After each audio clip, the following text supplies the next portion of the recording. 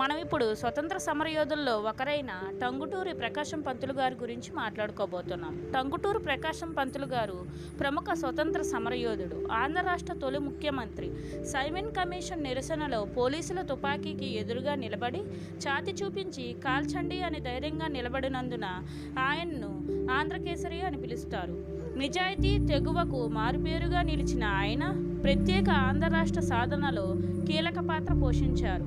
1872 August 23న అప్పటి గుంటూరు జిల్లా, ప్రస్తుతం ప్రకాశం జిల్లాగా పిలువబడుతుంది, వినోదరాయుని పాలెంలో జన్మించారు. ఆయనకి ఆంధ్రకేసరి బిరుదు కూడా లభించింది. 1921లో సహాయ నిరాకరణోద్యమంలో పాల్గొన్నారు. స్వరాజ్య అనే పత్రికను నడిపి బ్రిటిష్ పాలనను ఎదిరించారు. 1928లో మద్రాసులో సైమన్ కమిషన్ వ్యతిరేక ప్రదర్శనలో తుపాకీకి ఎదురుగా గుండె చూపించి ఆంధ్రకేసరిగా పేరు తెచ్చుకున్నారు. ఉమ్మడి మద్రాసు రాష్ట్రంలో మరియు 1953లో ఏర్పడిన తొలి ఆంధ్ర రాష్ట్రానికి ముఖ్యమంత్రిగా పనిచేశారు.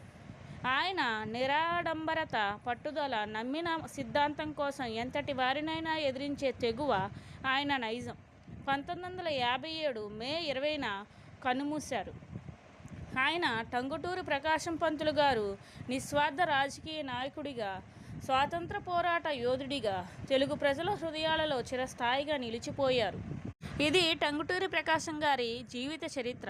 ఈయన ఆంధ్రకేసరి అని ఎందుకు పిలుస్తారంటే, ఆయన బ్రిటిష్ వారికి ఎదురుగా నిలబడి కాల్చండి అని ధైర్యంగా నిలబడినందున ఆయన ఆంధ్రకేసరి అని పిలుస్తారు. మన దేశం కోసం, మన ఆంధ్ర రాష్ట్ర సాధన కోసం ఎంతో పోరాడిన వ్యక్తి టంగుటూరి ప్రకాశం పంతులు గారు.